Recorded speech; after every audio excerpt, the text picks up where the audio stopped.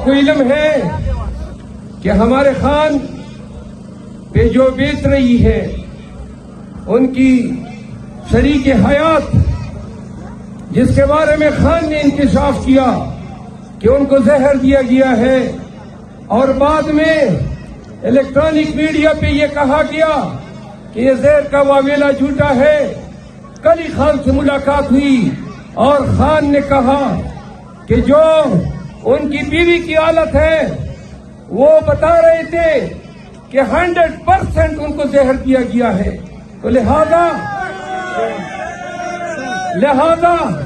زہر بھی آپ نے دیا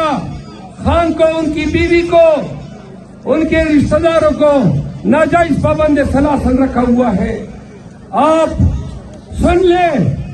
21 اپریل کے بعد پی ٹی آئی احتجاج کے لیے آ رہی ہے. پنجاب میں ہم احتجاج شروع کر رہے ہیں. کیا باجوڑ کے لوگوں پنجاب میں احتجاج میں ہمارا ساتھ دو گے؟ ہم پنجاب میں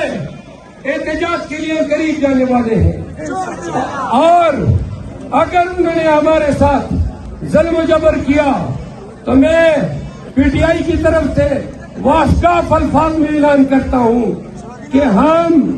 اپنے احتجاج کے حق سے کسی بھی صورت میں دستبردار نہیں ہوں گے. آخری بات, 21 اپریل کو الیکشن میں خان کے ساتھ کھڑا ہونا ہے, پی ٹی آئی کے ساتھ کھڑا ہونا ہے. اس شعر پہ مریم بیوی کے لیے یہ شعر عرض کرتا ہوں. ادھر آ ستمگر ہنر آزمائیں, تو تیر آزما ہم جگر آزمائیں. جواب رکھے ٹول ادھرے گے پخپل سے, ٹول پخپل سے ادھرے گے ادھر جواب رکھے. زمونگا ٹول سیاست پہ دے ولاڑ دے کہ فارم 45 سے ڈگی اکڑا فارم 47 پہ تھرو دے زمنگ مینڈیٹ ہو پڑ دو کہ نتیجے راشی دا الیکشن 21 اپریل پورا دے باجوڑ عمران خان ہوگاٹ, کوٹ عمران خان ہوگاٹ, ڈی آئی خان عمران خان ہوگاٹ, لاہور عمران خان ہوگاٹ. نو دا زمونگا کا خبرہ زمونگا کا بیانیہ چمنگ ورتوائیو کہ 2/3 میجارٹی پاکستانیانو ووٹ خان تور کڑے دے. آگے گٹھا دا آگے ونڈیکیشن دا تاسو بغواڑے نا کہ 21 اپریل تا چھ نتیجے راځي ستاسو سر ستاسو شمله به اوچته ای چې وایي چې باجوړ عمران خان سره ودرېدل.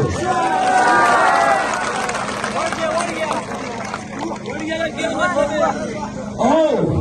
مخالف ہوتا وایم چې جنډا زما د خان ګرځوي پرون خان راته وي او نن پډا کې درته وایم خان وي چې کم وای باجوړ خان کو ته وایا چې کدا قومي او صوبایي ماډل وګټي په پی ټی آئی کې ځای نشته د مخالفو.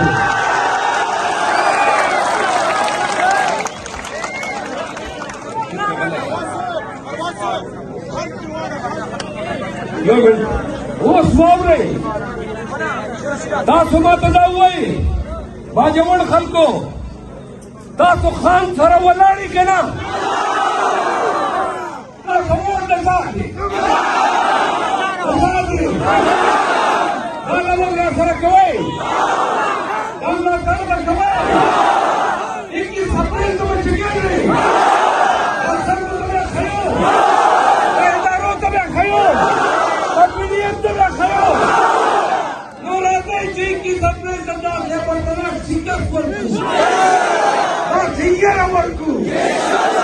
چې بیا د پی ټي آئی ایجنډا په غلطو او اوچتولو څوک جرأت ونه کړي.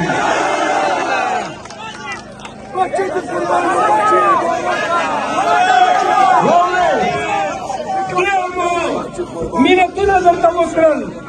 ډېر مو درته زارۍ وکړې بلې ډېر مو درته خواستونه وکړل او خامخا مې لوړې دي چې مقابله به کومه نو چې داسې غیرتي قوم ګلزفر او ګلداد پسې یي نو راځه چې مقابله وکړو.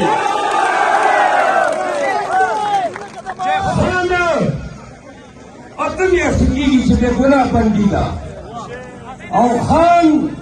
سترګې یو لسه یبا جوړیانو په خدای ذات قسم چې تاسو ته دي تاسو ته ګوري لګیا ده چې کی سپریل دبا آیا با جوړ به خان سره ودرېږي کله خان او واورئ ډېرې سختې ډېر تکلیفونه خان هم تېر کړل او ډېر مونږ هم تېر کړل